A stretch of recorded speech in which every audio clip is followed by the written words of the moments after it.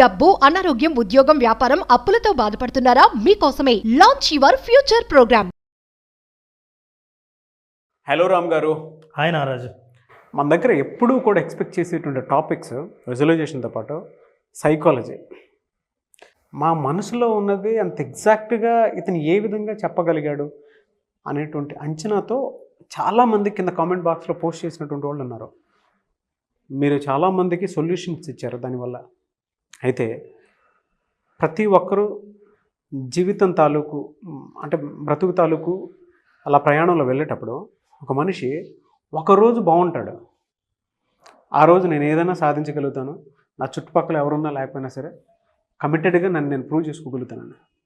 వాడు ఒకసారి sudden energy వచ్చేస్తుంది. అంటే ఆ సడన్ ఎనర్జీ కాస్త డౌన్ అయిపోతుంది.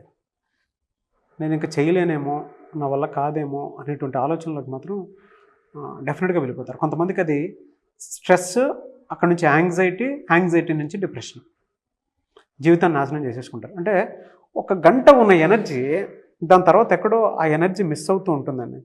దాని నుంచి బయటపడడానికి చుట్టూ ఎక్కడెక్కడో ఏవేవో ఆలోచనలు తిరుగుతూ ఉంటాయి. అంటే నంబర్ ఆఫ్ ఫ్యాక్టర్స్ ఇన్ఫ్లుయెన్స్ చేసి ఒక మనిషిని గుచ్చుతూ ఉంటుంది. గంట కాన్ఫిడెన్స్ ఉన్న మనిషి అరగంట తర్వాత, లేదంటే హాఫ్ డే తర్వాత, లేదంటే నెక్స్ట్ డే తర్వాత, లేదా 1 వీక్ తర్వాత సడన్ కుప్పగొలిపోతాడు. అది నిలబడాలి అని అంటే ఆ ఎనర్జీ నిలబడాలి అని అంటే ఏం చేయాలి? ఎందుకు అలా జరుగుతుంది మనకి? నిజం నారాజు, నాకు వచ్చే కేసుల్లో కూడా చాలామంది సో ఇట్లాంటి వాటినే ఎక్కువ చెప్తుంటారు. ఎందుకంటే చూడండి, చాలామంది నేను ఏదో చేయాలనుకుంటాను, వాయిదా వేస్తున్నాను, చేయలేకపోతున్నాను, ఉన్నట్టుండి కాన్ఫిడెన్స్ కోల్పోతాను. అయితే ఇవంతా ప్రాసెస్ జరిగి ఏదో ఒకరోజు ఒక చోట ఆగి చూసుకునేసరికి వయసు దాటిపోయింది, పెళ్లి చేసుకోవడం కూడా కష్టం. అవును. ఇప్పుడు జాబ్కి కూడా ట్రై చేయలేని పరిస్థితి. ఎనర్జీ అంటే ఈ ఎనర్జీని మనిషి తనకున్న ఫీలింగ్స్ని అంచనా వేసుకుంటూ ముందుకు వెళ్ళాలా వద్దా వెళ్దాము వద్దా అని అనుకునేలోపే ఆ పుణ్యకాలం కాస్త గడిచిపోతూ ఉంటుంది. అయితే అట్లాంటి వాటిల్లో చాలా కారణాలు ఉన్నా కూడా ప్రధానమైన కారణాలను మనం చర్చిద్దాం నారాజు. నెంబర్ 1 ఏంటంటే మనిషి తను ఏం చేసినా ఈ ప్రపంచం అంగీకరించాలి. నేను చేసే పని అందరూ అంగీకరించేదే అయి ఉండాలి, లేదా అందరూ అంగీకరిస్తారన్న గ్యారంటీ ఉంటే ఆ పని నేను చేస్తా అని మీరు ఎప్పుడైతే అనుకుంటారో మనిషి ఇలా తయారవుతారు. మాదేనమ్మా, ఎదుటి వాళ్ళ ఎక్స్పెక్టేషన్ నెత్తిని పెట్టుకుంటే ఇలా తయారైపోతారు. జాగ్రత్తగా అబ్జర్వ్ చేస్తే ఇది డిజైన్ చేసిన బొమ్మ. Seeking approval for others. ఇతరుల అప్రూవల్ కావాలని నేను చేసే పని అరే మంచి పనే చేస్తున్నావు అనకపోతే ఆ పని మీద ధ్యాస పోతుంది. నేనేదో సాధించాలనుకున్నా, నేను ఏదో చేసి చూపించాలనుకున్నా, ఎవడో ఒక మాట అంటాడు, లేదా ఇంకొకడు ఎవడో చెయ్యలేదని గుర్తు చేస్తాడు, నీవు తనకున్న బలహీనతను గుర్తు చేస్తాడు. నువ్వు ఎప్పుడైతే అందరూ అప్రూవ్ చేయాలి, ఒప్పుకోవాలి, మెచ్చుకోవాలి, ఆహ్వానించాలి అని అనుకుంటే అది ఒక పెద్ద బలహీనతగా మారిపోతుంది. పెద్ద మానసిక బలహీనత ఏంటంటే నేను చేస్తున్నది చెబితే వీడేమనుకుంటాడో, నవ్వుతారేమో, కాబట్టి చేయకపోవడమే మంచిది, సరే తర్వాత చూద్దాంలే, వీళ్ళందరూ ఏం చేస్తున్నారో చూద్దామని. నీకు సామాజిక ప్రభావం నీ మీద విపరీతంగా ఉండి సోషల్ ట్రాప్. ఇది పెద్ద ట్రాప్. అయితే వాళ్ళ అప్రూవల్ని కోరుకొని నువ్వు చేయాలని అనుకుంటే ఎట్లా? వాళ్ళు ఎవరు అప్రూవ్? ఎందుకంటే నువ్వు ఎదుగుతూ ఉంటే వాడు అప్రూవల్ ఇవ్వడు. వాళ్ళు ఇచ్చే అప్రూవల్ ఏదైతే ఉంటుందో, నువ్వు ఎదగాల్సిన అవసరం లేకుండా ఏది ఉంటుందో అదే అప్రూవల్ ఉంటుంది. కానీ దాన్ని బేస్ చేసుకొని నువ్వు నిర్ణయాలు తీసుకుంటే ఇలాగే తయారవుతావు. ఇలా అయినప్పుడు ఎప్పుడైతే సోషల్ అప్రూవల్ మీద డిపెండ్ అయిన మరుక్షణం నీ పరిస్థితి ఇలా అవుతుంది. Energy is drained. ఎట్లా drained?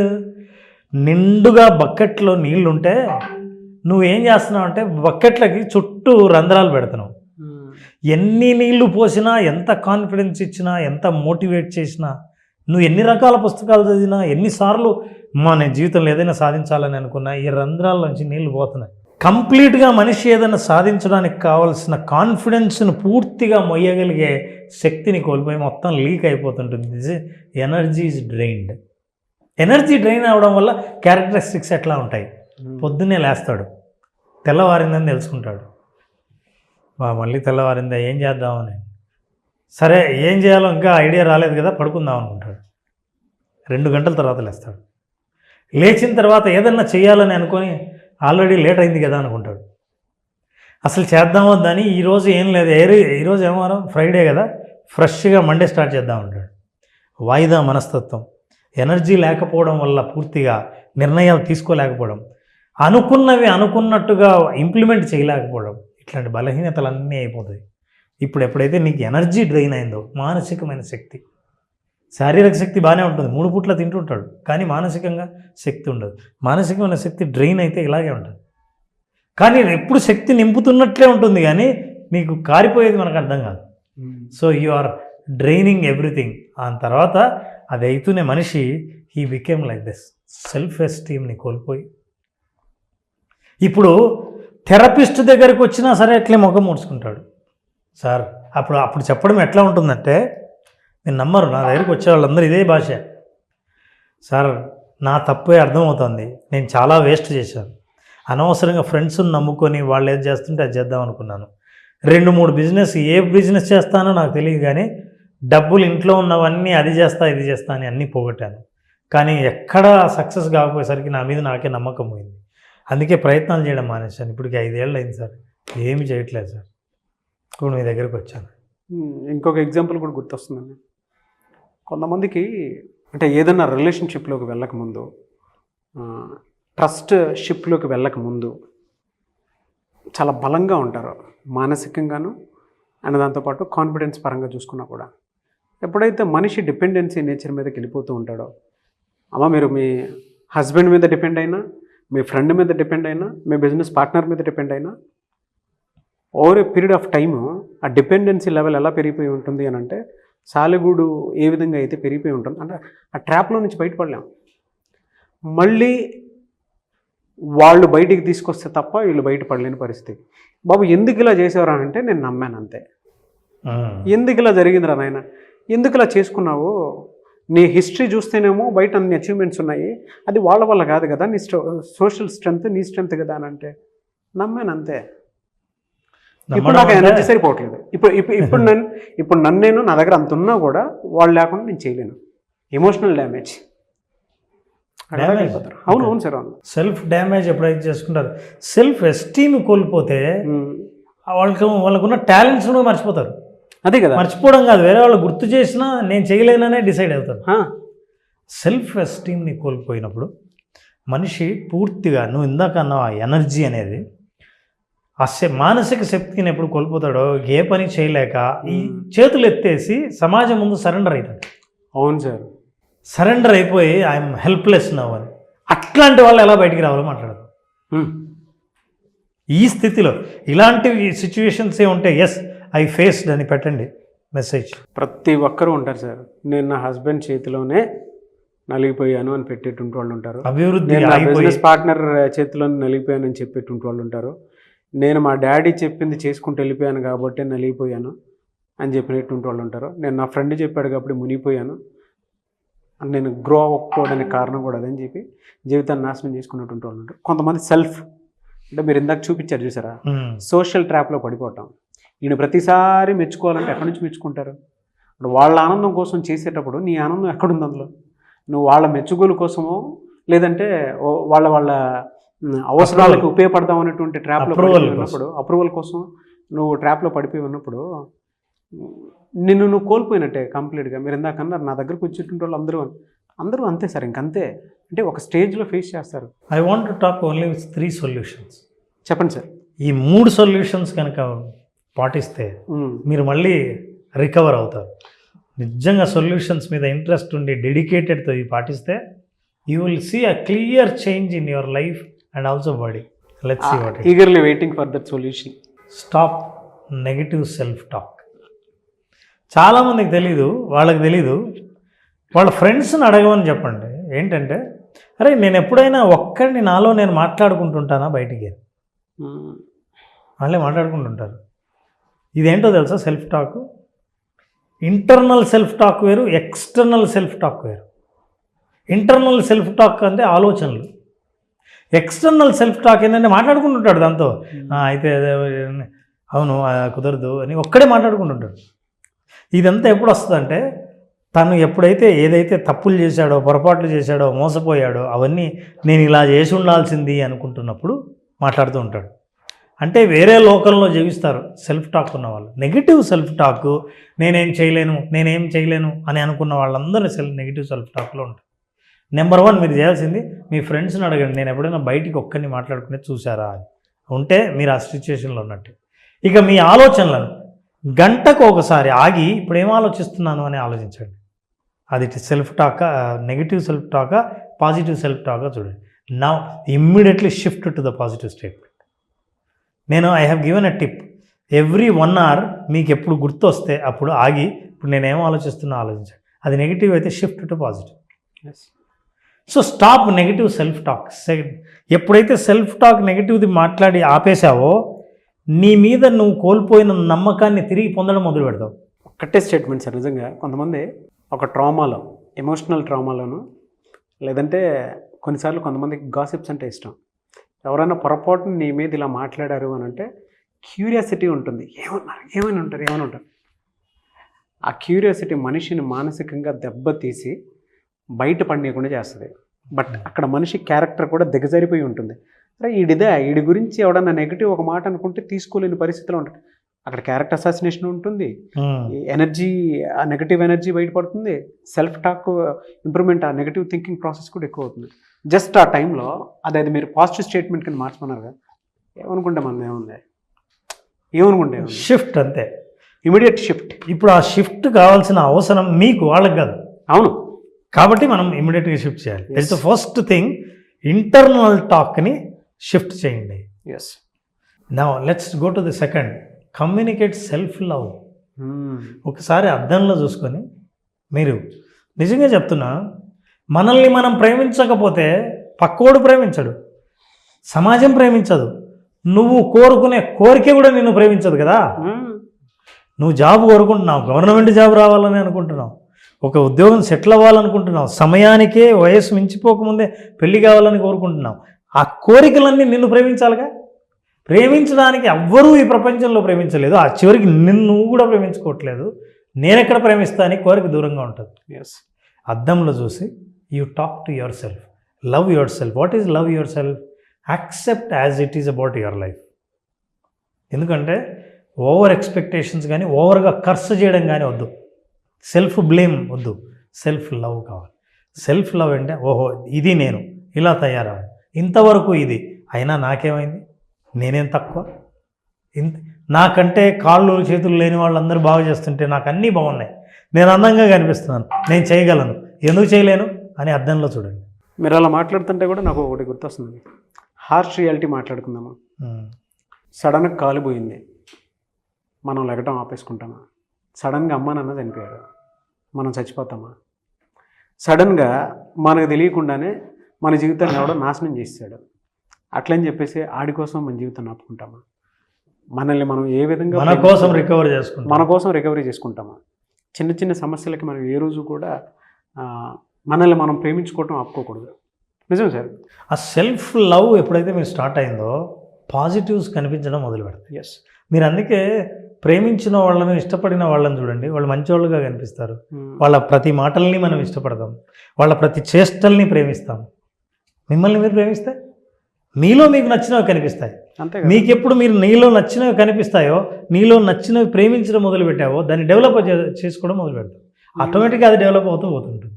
Second thing is that మీరు ఎప్పుడైతే నెగిటివ్ సెల్ఫ్ టాక్ని పాజిటివ్ సెల్ఫ్ టాక్ షిఫ్ట్ చేసుకున్న తర్వాత మీతో మీరు మాట్లాడండి. ఎస్, నేను చేయగలను, సాధ్యమే, మొదలు పెడతా, నిన్నటి కథ వదిలేయండి, ఇప్పటి నుంచి నేను ఇది స్టార్ట్ చేయాలి అని మిమ్మల్ని మీరే మెచ్చుకోకపోతే ఆ గ్లో మొహంలో ఉండి చూడండి ఒకసారి. ఆ నవ్వుతూ చెప్పుకుంటున్నప్పుడు ఎంత ఎనర్జీ ఉంటుందో మొహంలో, కళ్ళల్లో చూస్తే తెలుస్తుంది. నాకు ఎప్పుడన్నా లో అయినప్పుడు మా వాడిని పక్కన పిలిచి నువ్వు బాగుంటావా నేను బాగుంటావు అని అడుగుతాను సార్. ఎనర్జీ మొత్తం డ్రైన్ అయిపోయినప్పుడు మా వాడు చల్తలే నీ స్మైల్ బాగుంటుంది డాడ్ అంటాడు. అదొక్కటి చాలు. అది నిజం, దాదాపు సెల్ఫ్ టాక్ లాంటిది.